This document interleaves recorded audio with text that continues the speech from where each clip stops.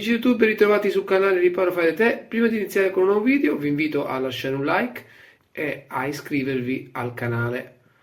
Ho visto che molte persone seguono i video ma non tutti sono ancora iscritti. La vostra iscrizione mi incentiva a fare questi video per aiutare molti di voi.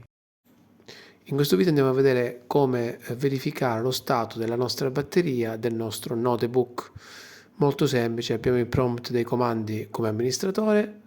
Digitiamo il seguente comando power cfg / battery report, diamo invio, verrà creato un file HTML nel percorso che vedete qui. Andiamo direttamente nel percorso specificato. Ecco qua, battery report.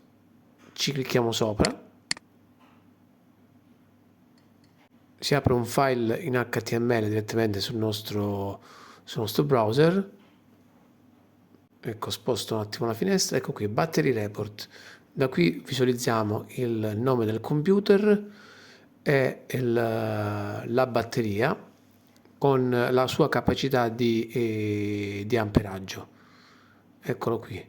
Inoltre, se scendiamo giù, verifichiamo la storia della nostra batteria, da quando è stato acceso il PC fino ad oggi. Se vi è piaciuto il video lasciate un like, iscrivetevi al canale e ci vediamo al prossimo tutorial.